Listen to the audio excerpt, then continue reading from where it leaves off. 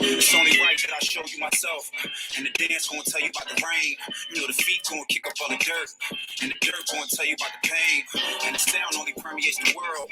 Cause we rolled on so many different waves. From a land where they can barely even one. Or the 12 balls in the roof from which I came. Hey, thanks again for tuning in to another episode of Community Voice PHL. It's your host, Jeff Jones. Thanks again. Community Voice, of course, is an award-winning talk show which highlights the value-based programs and services that people of color are doing all across the nation. We'll feature stories about people who are working to make a positive difference in their communities. We'll also inform you about events that are happening, and we'll have engaging interviews with inspiring people who are getting involved with building caring and prosperous communities all across the nation. So again, thanks for listening to Community Voice, a show that informs, engages, and inspires.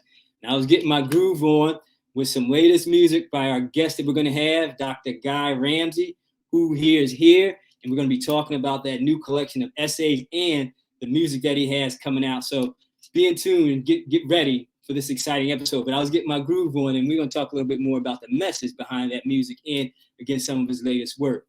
But talking about the latest work, if you want to keep up with us on Community Voice and what we're doing, follow us on Instagram at CommunityVoicePHL. That's where we land at the most. But we also have a Facebook page, which is CommunityVoicePHL.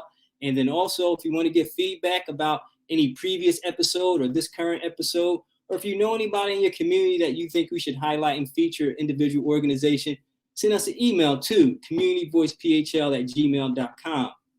This episode is sponsored by our Apple Podcast, where you can get informed, engaged, and inspired on the go. So subscribe to our Apple Podcast, which is Community Voice PHL Talk Show. And again, you can get informed, engaged, and inspired on the go. We're also on WPPM LP Philadelphia every Tuesdays at 6 p.m. So lock us in and listen in at that time as well.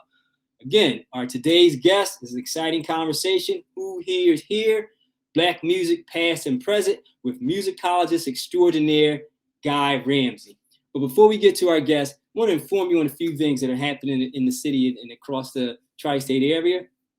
Let's Talk is going to be a Let's Talk Friends workshop about race. It's an online event happening Wednesday, December the 7th at 6 p.m.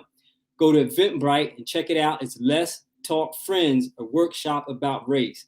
And of course, this time of year, we're going to have different gatherings of all different types of people from backgrounds and different ethnicities. And it's a good conversation to have, and it's a good one to get involved with. And it's going to be online, so get access there. Eventbrite, Let's Talk Friends, a workshop about race. And for those of us who are in transition or looking for employment or maybe even seeking new opportunities, Philadelphia Career Fair taking place at the Hampton Hotel, 1301 Ray Street, Friday, December the 16th at 9:30 a.m. to 12 p.m. So that's the Philadelphia Career Fair, Hampton Hotel, 1301 Ray Street, Friday, December 16th from 9:30 a.m. to 12:30 p.m. There's going to be exciting opportunities there. You meet face-to-face with recruiters, HR managers, local Fortune 500 companies, and a great career opportunities will be opening up for you. Dress to impress if you go there. Bring a couple of your resumes, updated resumes, and it's a 100% free event. So again, we'll have the link in the show notes, but it's a free event. And again, you can search it under Eventbrite, Philadelphia Career Job Fair. Great opportunity there for you to get plugged in and engaged. And if you want to get employment or if you're transitioning employment, there's opportunities for you there. Speaking about the holiday season and opportunities, it's the holiday shopping season. And I want to just feature at least a few Black-owned businesses that are in the tri-state area so that you can get your shop on and support at the same time. One is Fannie Lou's Porch, 2400 Corral Street. There's for artists, retail supplies there, rental for venues. They do catering. They do all type of great things. Fannie Lou's Porch, 2400 Corral Street. And also, if you want to get into some home decor gifts or home decor for yourself, the Modern Republic, 1600 West Girard Avenue. At 1600 West Girard Avenue, the Modern Republic. Modern home decor, gifts, and items for yourself and loved ones. So be sure to check them out as well.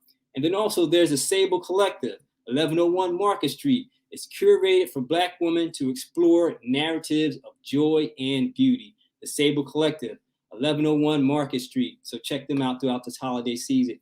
And if you want to get some online shopping exclusively, go to Ink Vintage. Ink Vintage is an online shop offering vintage streetwear. So all that information about each one of those organizations and stores will be listed in my show notes. So I just wanted you to know about them as you go out in your holiday season, whether online or in person. Be sure to check out those Black-owned businesses and support them throughout the holiday season. That'd be a good thing to do. One last thing, too, talking about support, my man Tyrique Glasgow, he is in the running for the CNN Hero Awards. So with his foundation, Young Chances, he's been doing some fantastic work. CNN has recognized him nationally, and let's continue to vote for him so he can be one of the finalists for the CNN Hero Awards. He's in the top 10, but let's continue pushing him through, get him across the finish line. You still have time to vote. Tyrique Glasgow for the CNN Hero Award. Go to cnn.heroes and you'll be able to cast your vote. So do that and get him across the finish line. He's a good brother doing some good work here in the city of Philadelphia. So those are the things I wanted to inform you about. Now let's get into an engaging conversation with our guest. Again, this being the holiday season, many of us are beginning to hear all the holiday music that's coming out. Probably been hearing it since October. They start earlier. But music has been some of the themes that kind of resonates throughout our lives. And my guest, who's been on the show a few times, and many of you may have already heard his voice and even experienced some of his music, has been doing a great work in cataloging the history of Black music. So I'm excited to have once again on Community Voice PHL Talk Show, Dr. Guy Ramsey, music historian, pianist, composer, improviser, inventor, and musicologist extraordinaire. So thanks again for being on Community Voice PHL. Oh, thank you. That's a lot to drag around, isn't it? Yeah. You're doing some great stuff, man. So appreciate you, Doc. Yes, sir. I'm so happy to be here. Thanks for inviting me to talk about all things music. Oh, that's what's up. So. Last time I talked, you were, if you don't mind, you were at UPenn, or did you had already transitioned away from UPenn? I'm not sure when, but when is the last time we talked? But since then, I know I have retired in June of 2021. Yeah. We had you in May of 2021, so it hadn't just happened yet. So. Yeah. I was anticipating. It's like you rubbing hands. Yeah. That's the stuff. And I follow you on Instagram, and I see you having fun with your grands, and I don't know who's enjoying it more, you or them. Oh yeah, I have all these people wrapped around my fingers. I can hardly play the piano because there's too many people wrapped around.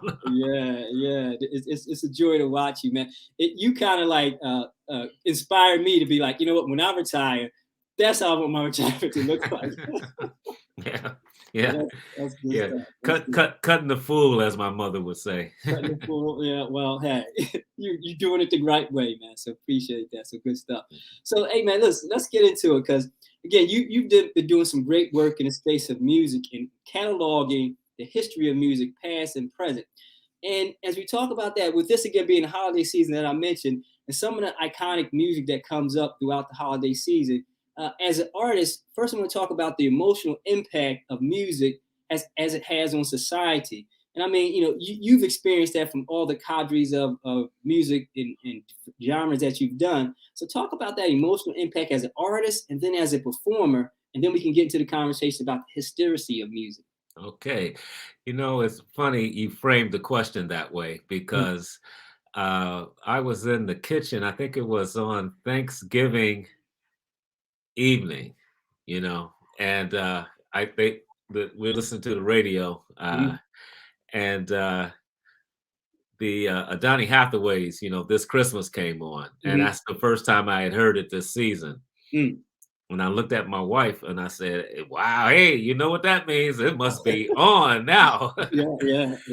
So for many of us who listened to Black radio through the years, that first time we hear either Nat King Cole's Chestnuts Roasting on the the Christmas Carol, and then Donny Hathaway's This Christmas, it kind of, it not only marks the season, but I would say things happen at a little deeper level than that. Yeah. Because if you grew up in a home where your family of origin also marked the beginning of the holidays with those songs coming on the radio, and particularly back when Black radio played a more central role inside of the house, not just in the car, but inside of the house. Right.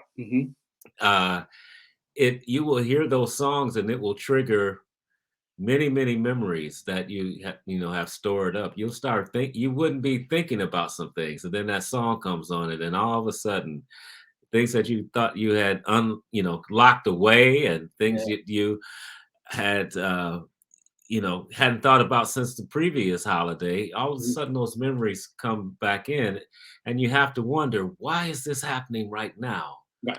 What is it about this song at this moment that makes my mind go somewhere than where it is in the present? Yeah, and that's the wonder and journey and magnificent impact that music has, because like you said, it unlocks some of the experiences that we've had, and that's why, like, you have the love music, right? Then you have the soul music, and you hear that one song, you think about that boo. Oh, absolutely. Yeah. And sometimes you don't, let's just say, let's just go there. Okay. This is the thing about me. If you ask me about anything about music, I can go there. Okay. So, no limits.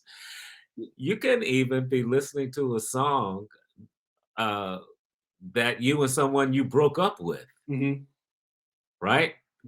You sitting there with your new person and that song comes on, you almost feel like that person came into the car with you.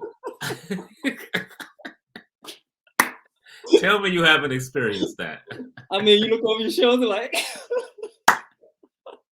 you have to kind of turn the station, I like that song. That's how powerful those connections are. You know what I mean? Right. And it's all in your head. I mean, but it's like it's all in the head, but it's a real experience, and it's all driven by music.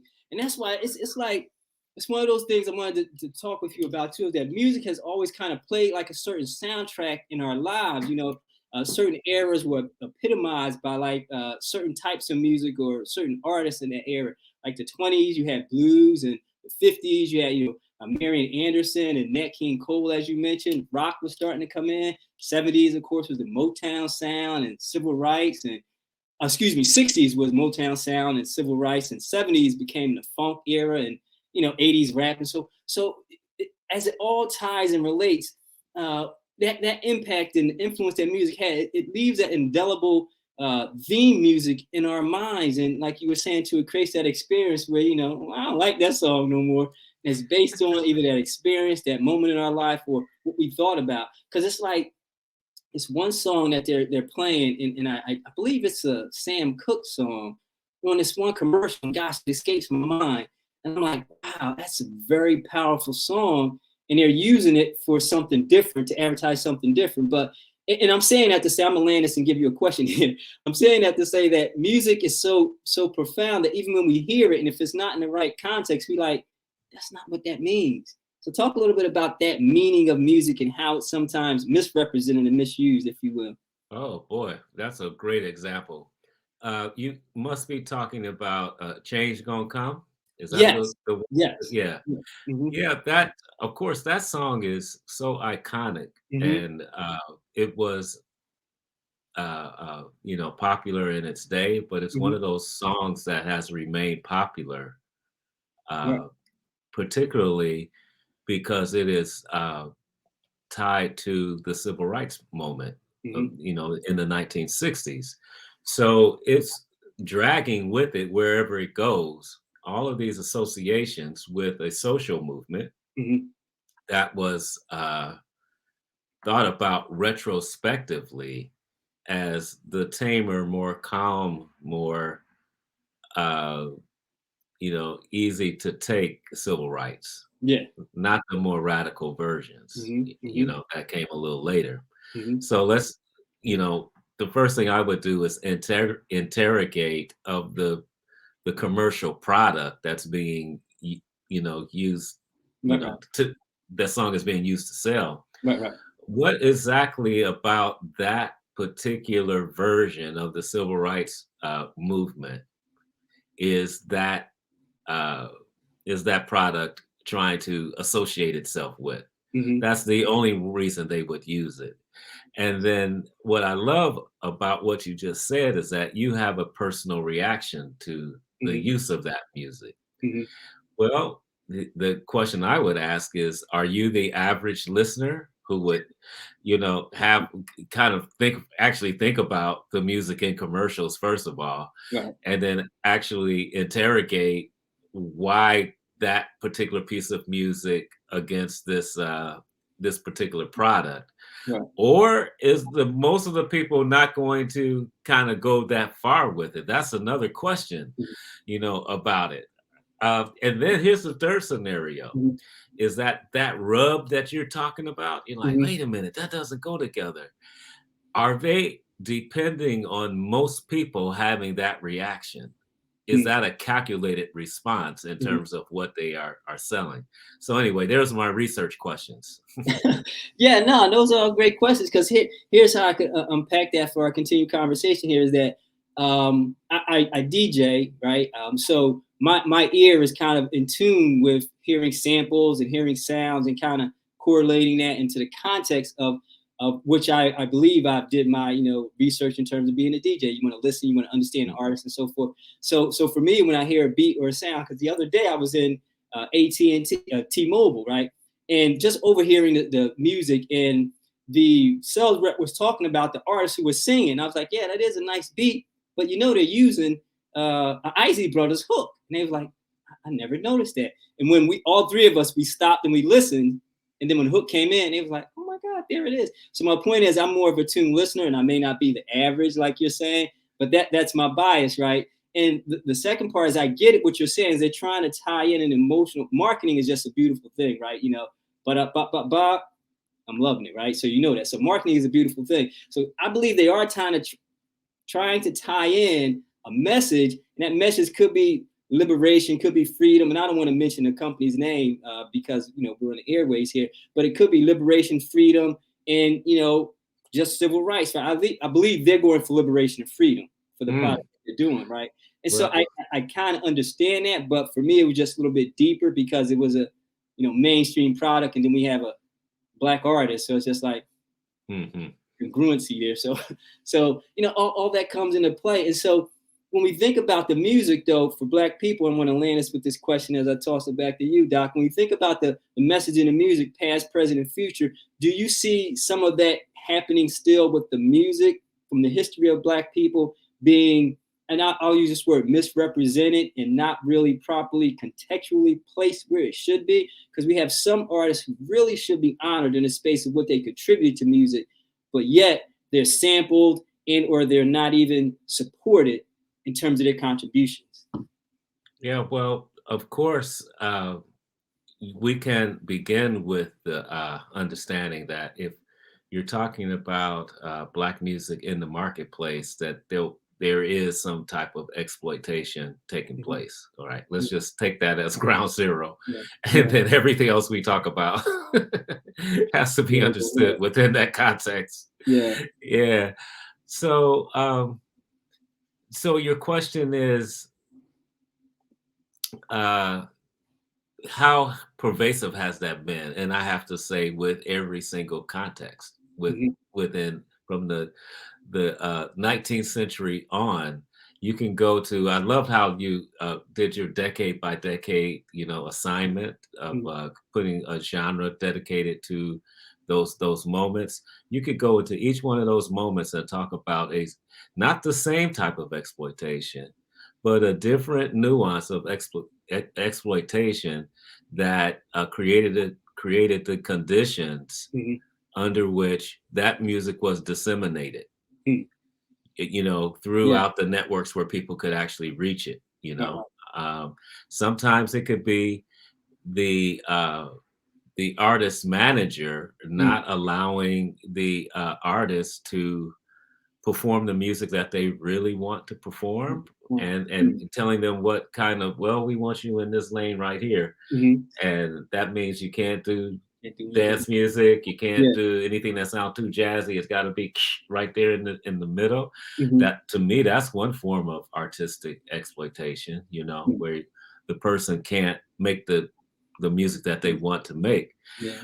And then there's always, if you follow the money, who is benefiting the most from the musical object? Mhm. The music industry has it stacked against the artist. Mm.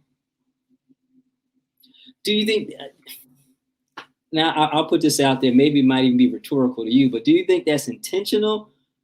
Because it's a lot of appropriation of Black culture that's going on in society. So, do you think that's intentional, where they don't give the Black artist that space, but they'll appropriate that genre, that style? Because again, throughout history, there's been appropriation from,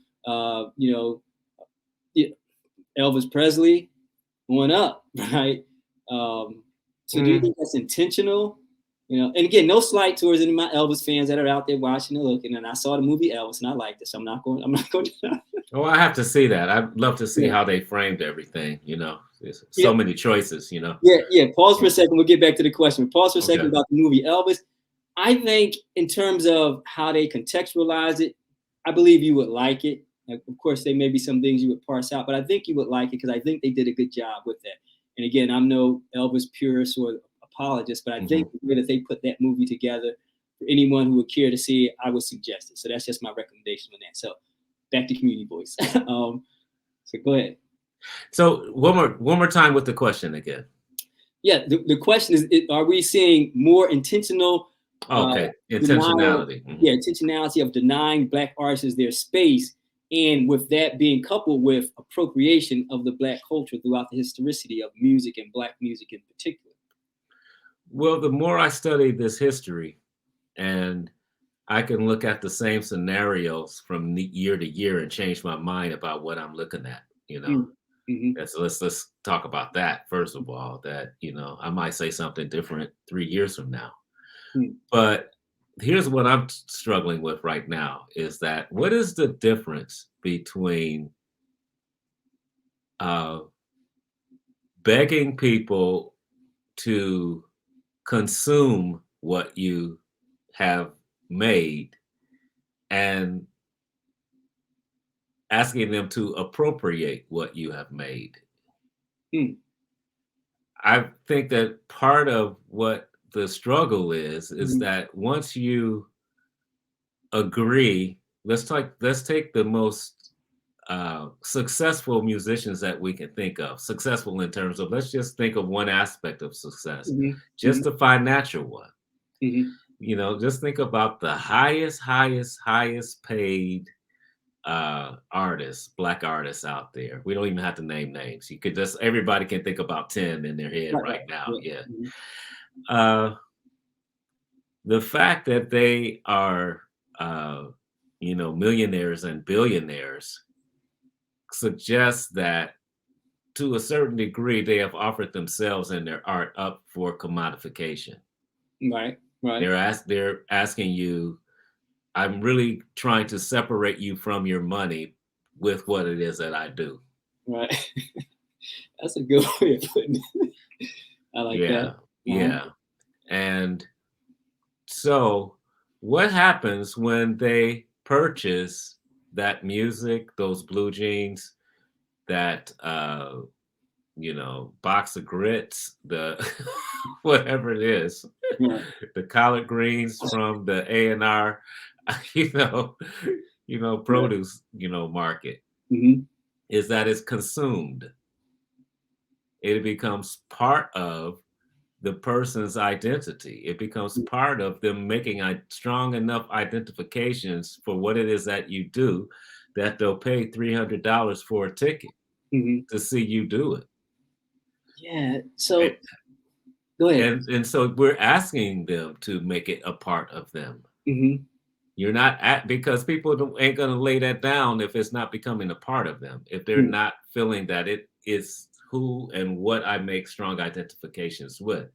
So I don't understand how an artist is going to be able to go through that process, do it very, very well, do it better than 99.99999% of the other people doing it. Yeah. Because they absorbing all of that cash and they're standing in the middle of revenue streams from the fashion industry, revenue streams from the music industry, revenue streams from the film industry, revenue streams from the little baby doll industry. Just go on and on. They're saying, bring all of those and stream all of those millions of dollars into my brand. And I will give you myself and everything I'm doing along with it, and then say, oh, don't appropriate it, by the way. That, now that's a tough juxtaposition though, Doc, because from and it's real, and I appreciate that because it's something to gnaw on and chew on, right? And I'm sure you've probably shared it quite a few times with other people other than myself.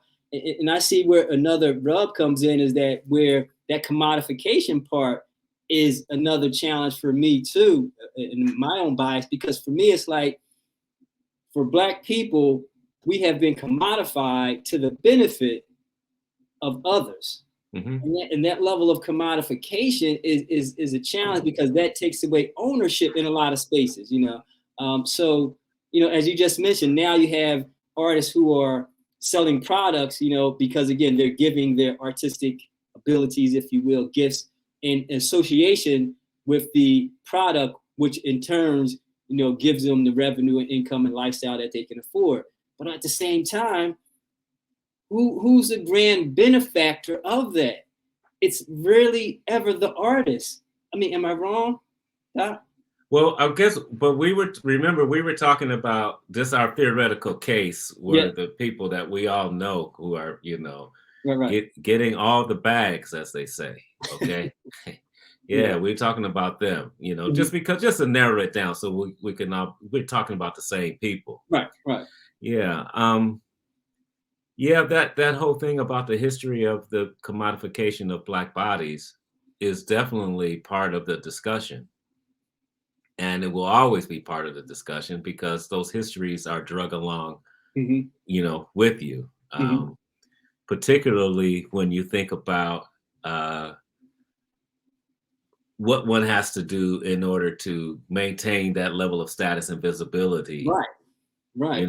To keep those revenue streams flowing. It is a conundrum, and I just don't like it to be reduced to, oh, she put cornrows in her hair, so she's appropriating, or how about this? Those top tier people, no matter what their race is, in order to maintain that status and that visibility and longevity in the music industry as a pop artist, meaning a mainstream artist that's going to be consumed around the planet,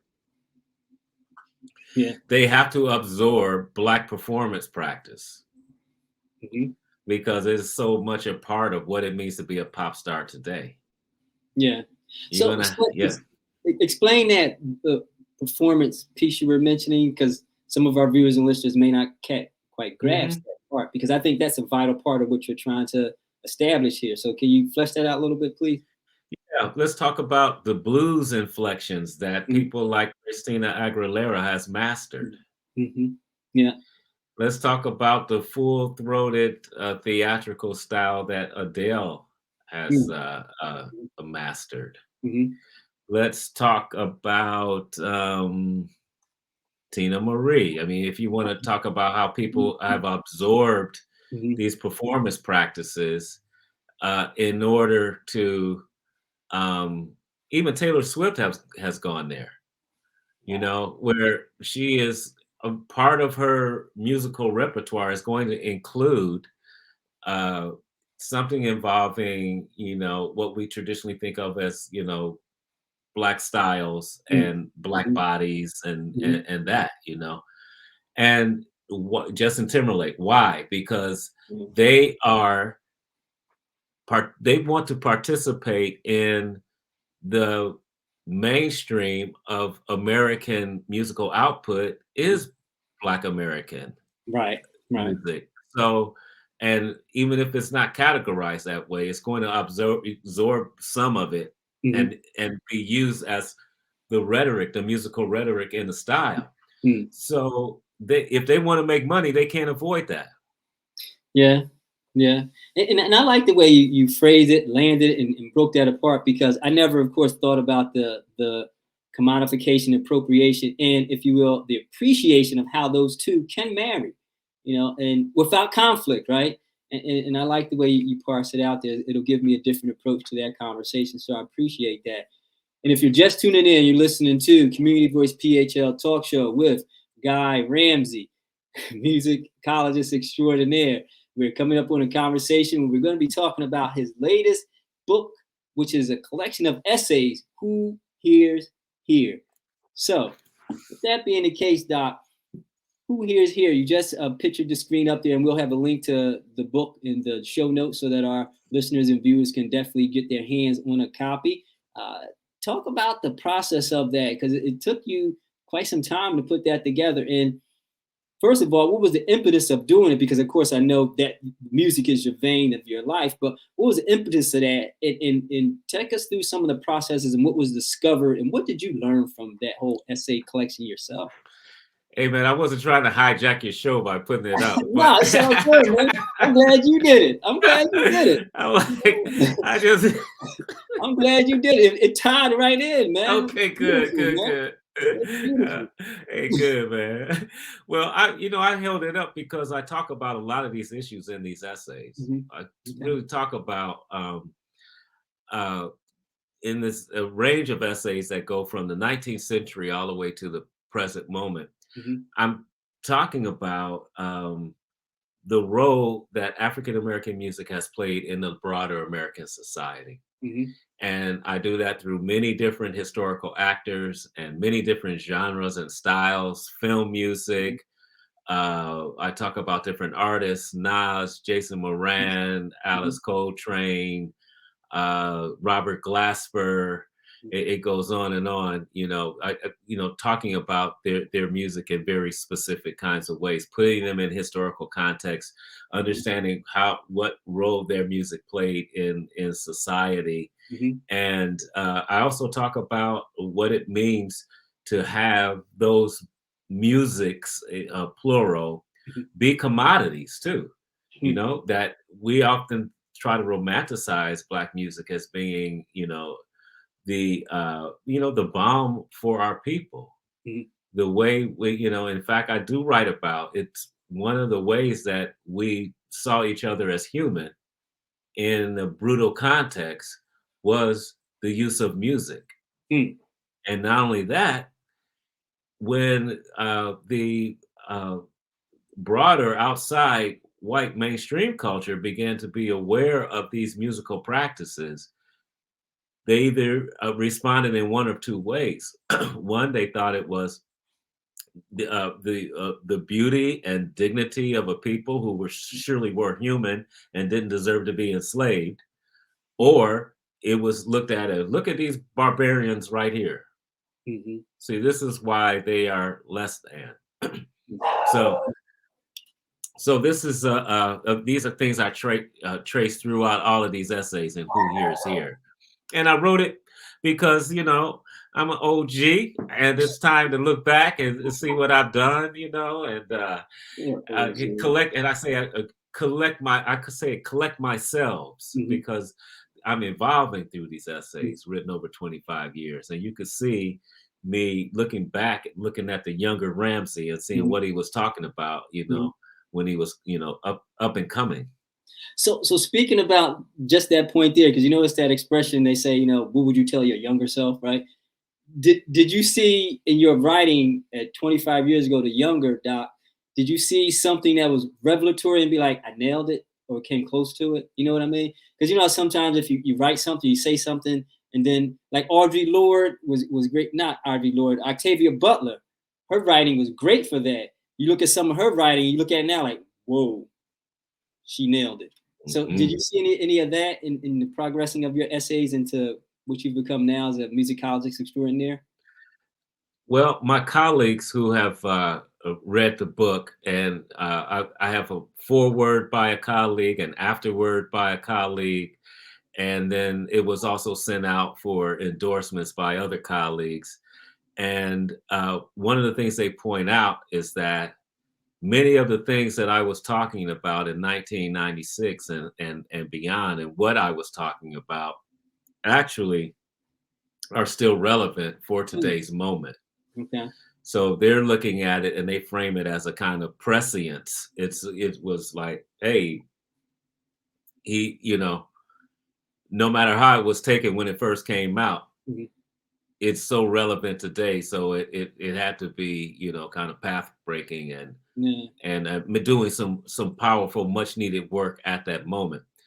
The other thing that I could see in my younger self is that I was really working hard to make a case for the validation of African American music in American music study, Mhm. and that more Black people needed to participate in that project for it to be uh, relevant, Mhm. really. And so I was making that argument as well. Then gradually, can I swear on your podcast? No, No. Okay. not. Okay, good.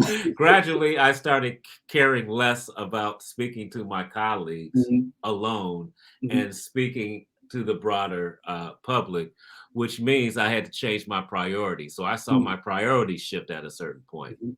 and I started writing like that, and Mhm. so on. So those are two observations. So in those observations, and as you were collecting the essays, did you see any balance or any semblance to the struggles for Black women in that space of music in the past? And has that changed any as you see now? Because is there still a space where Black women in music, whatever genre you would categorize it, are they still in that space of struggle? Struggle may be too harsh of a word, but understand what I'm trying to say. Do you still see that? What I see through the essays in terms of the gender and Mhm. sexuality question Mhm. is that I came up in the field at a moment where it was in deep flux. Mhm. Uh, Black people, Latinx people, Asian people, gay and lesbian queer people. I mean, it began to explode Mhm. in terms of the topics that people were talking about, how they were talking about it, and gradually more and more who was doing the talking Mhm. about these topics. Mhm. So this work was, what I'm saying is, when I began, this work was really just starting to really come into full force and full gear. And there was a lot of tensions around it. So my work, as I look back, is that as the field changed and more feminist scholarship started rising, I kept a pace with it, but I Mhm. was not in the forefront. My stuff was, I did what a lot of us did who were trying to build a name. We talked about male musicians. Mhm. So I look back and critique that, actually, that, Mhm. and the thing, what I'm trying to say is, hey, as I knew better, I did better. Yeah, yeah, yeah. Because and that's great to know, and thanks for sharing that. Because again, that's part of how we should progress in every essence of our lives and space of work that we're doing. Because a lot of times people will get challenged, and maybe rightfully so. That hey, you didn't properly highlight the space for women in this scope of the work that you're doing. And then just to your point, once you know better, you do better. And sometimes we don't get that pass, and some people don't deserve to get that pass. But I like the way at least you were honest and transparent and say, hey, as I put together the essays, I saw where those gaps were at, because I always stand in the place of making sure we understand the space for Black women in the scope of historicity of Black people. Because often it's, Mhm. we'll talk about the Malcolms and the Martins and the Edgars and all that. As great as they are, they were the Ellas. They were the Fannie Lou's. They were the Dr. Davises as well, and many, many Mhm. more. So, but transitioning back to our conversation and your book, Who Hears Here. I like the name, the wordplay, Who Hears Here. What are we not hearing in today's music that you have found in your essays that is something I said, we need to be hearing this? Because, and I'll land it with this question of, I am a Marvin Gaye, I don't want to say aficionado, but I'm a Marvin Gaye guy. I mean, I don't know if there's too many songs on Marvin Gaye that I can't personally say, wow, it moves me, right? And I believe his music, to a lot of degree, had something he was saying, you know. And if it's just to me, then that's fine. But I'm just using him as a contextual example for this question to say, what are we not hearing in Black music that we were hearing then or should be hearing now? Because there's a lot of social upheaval, a lot of struggle, a lot of challenge. And not to say we don't have any artists who are taking that on, but what are we just not hearing? And who hears here? You're exposing. I think what we're not hearing is the history. That is what I think is a most important listening skill if we're trying to hear. The ear training, if you will, can start with hearing history. Understanding that whatever manifestation of musical, musicality that you're experiencing in the moment, that it is shot through with all of these tributaries from the past, that you're always engaging the past. And by engaging the past, we can understand what led to the musical object. And we might be able to predict where the object might go or what is it telling us about the future. This is what I understand about music making and deep listening in music, is that not only can you travel in this kind of transcendent space where you're actually leaving your body and leaving your senses and going to this place where we love to go when we listen to the music we love, but we can also time travel. Yeah. We can also go in the past and get information from the historical actors of that moment. We can think about how to use those past dialogues for the present, and we can also build our own time capsules for the future. So that future people listening to our music will hear, which is kind of what this new song is about. It's about making a statement that people will hear. And that at some point, if they don't read my book, if they stumble across this song, the brother Chemist, the rapper who did it, who co-wrote the song, is telling them who I believe is his version of who I believe I thought I was when I was writing that book. Wow. And see, that's some good stuff there too, Doc. Because see, I liked again the way that you said it. It's just like, if they 10, 20 years from now, if they listen to this music, they will hear that message, because that's, and personally, that's what I believe happened to a lot of music from the 60s and 70s and the 80s. When you listen back to that music, you hear what they were saying. So I like the way you contextualize that, is that the history is missing. So when I listen to music of the 60s and 70s and even the 80s, I hear the history there. And I love the way you put that together. Like, the history is missing. And it's not to say that, and I'm just using rap as an example. If I rap and I go there, 1935, this happened. It's not that. It's not as simplistic as that, even though that can be a way to do it. It's just, I guess I'm going to land it here and I'm going to throw it over to you again. It's just the lyrical content, the composing of the music itself is the message. Do you find that being something that's I don't want to necessarily say missing, but something that can be a main ingredient? Again, not just the, rapping about what happened, but the content of your lyrics and the composing of the music should be the history itself. I think about it like this. It's rare that I am listening to music for what I think it lacks. That's not my first response, to it. I might get to that. What I think my personal, reason for, what maybe they should have, I wish they had a that kind of thing, But for the most part, I hardly get to that because I'm trying to understand what it is that I'm facing when I am listening to something, I'm like you. By the way, I love how you answered that question. You had a listening session in the T-Mobile store. Yo, I'm like, hey, brother, I don't think I'm that deep. Nah, But anyway, so hey, listen, I see you now. I see you. All right. Yeah, so I hop in Ubers, and that's a time for me to experiment and to listen and to see what people are hearing. Okay. And I was in this one Uber with a young woman, and Listening session. yeah, and I was just checking her out. And about the fifth song, I said, "Excuse me, have you noticed that every single song that you've listened to has been by had a woman lead singer?" Mm-hmm. And she goes, "Oh, that's my Apple Music, you know, Mm-hmm. playlist." I said, "Well, okay, but have you noticed that?" She said, "Well, I can just relate more to what women are singing about." I said, Mm-hmm. "Oh, okay." So I'm taking it in the information, Mm-hmm. because whenever people tell me something musically about themselves, Mm-hmm. I'm kind of sizing it up and adding them up, Right. and how I'm thinking about them.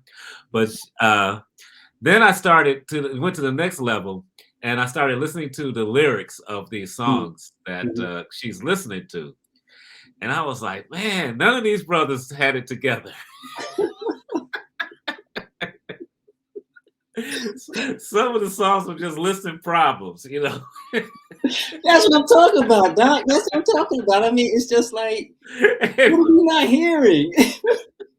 But listen, but the question should be, why did this woman believe I'm talking about the protagonist in the song. I'm not even talking about the songwriter.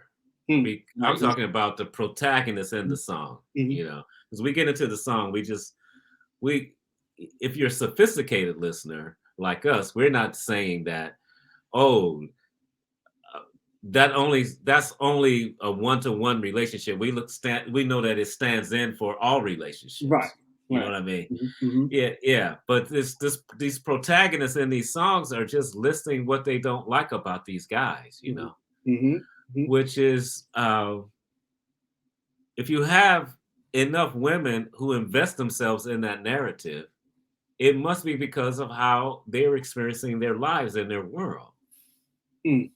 So the question is not what's missing in the music, what is missing in the society that is creating conditions for that song to make sense. Yeah. Yeah. But again, goes back to, I like the importance of your book, the music past and present, because we're not hearing what's here. Yeah. In society is molding and shaping a lot of preconceived, denigrating narratives that then art imitates life, if you will, in that space. And sometimes, again, I'm not against any artist, because Jack, she's a creative, and I'm a creative somewhat, not in a musical level, but so I appreciate creativity in all its forms. But what I'm saying is that if we let society too much with its preconceived narratives shape how we present things, then it becomes a regurgitation of what society sees, what self-perpetuates itself, like a self-fulfilling prophecy. So now, and again, nothing against my sisters, so sisters, please, no emails. So now you get all these black women who hate black men, and they're conditioned and don't know why. But to your point, you ride an Uber with them and be like, sis, Yeah, well, I maybe, but then okay, well, let's give the guys equal time, right? Because I listen to a lot of the trap music that I've been exposed to, the music that has a trap beat Yeah, to it. yeah. Those guys are like, to me, it sounds like a lot of whining. I mean, from a guy my age, listening to music that was not intended for me. It was not intended for my ears. It didn't factor me into the making. It didn't factor me into the dissemination or the reception. None of it. They're not even thinking about me. Right. But I'm just checking it, just like probably the women who are doing the singing. They're not actually really thinking about what I think about what they say. Right. Okay. But I'm checking those guys out, and I was like, wow, there's a lot of complaining and whining too. Mm-hmm. Yeah, It's no, I never agree. about how great things are I or agree. this is my baby. I love her. No, I agree. I agree. It's some Yeah, yeah. it's just like when you put it all in the mix Mm-hmm. and then you try to understand it. It seems as if there's some struggle going Yeah, yeah. on both sides of the fence. Yeah, and I agree. And thanks for giving that balance because, Lord knows I would have got a score of emails if we hadn't balanced that out.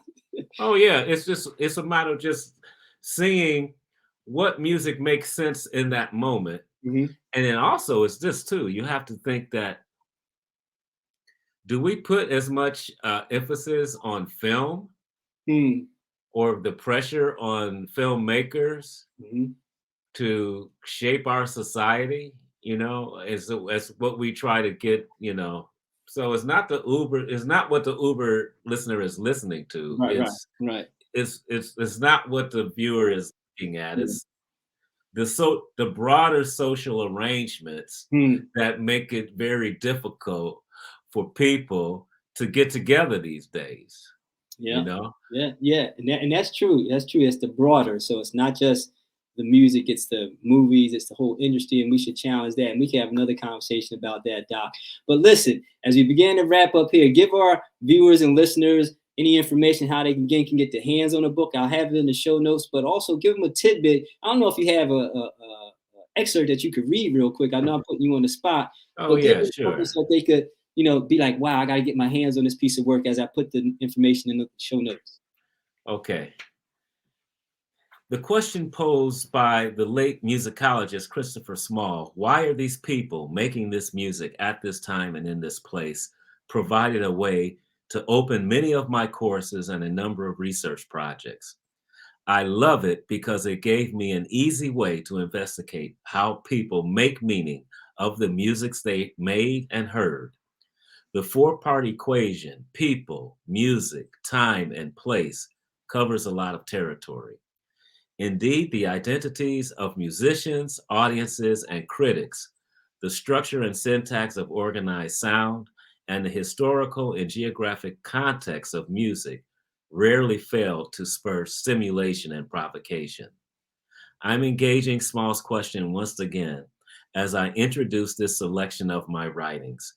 Why did I write these essays at this or that time and place? How do I make sense of pieces that were written in varied circumstances and times and shaped as they were by different motivations? Is there some value in suggesting that they have some kind of unity and to anthologize them as such? I believe that writing and any act of creating is about self-fashioning. While it certainly encompasses other things, the establishment of self in writing is always present, even if it's done under the category objective scholarship. Thus, these essays document, among other things, my dynamic and changing relationship to various topics over the years. I never thought about myself as a writer standing still in a single theoretical or methodological orbit. I'm collecting myself and these engagements with assorted topics to represent, I hope, a cohesive body of work. And that's Dr. Guy Ramsey, excerpt from his book, Who Hears Here? Black Music, Past and Present. That's all we have for this time on Community Voice. Doc, thanks for being a guest on the show. We're going to rock out with some more of your music here.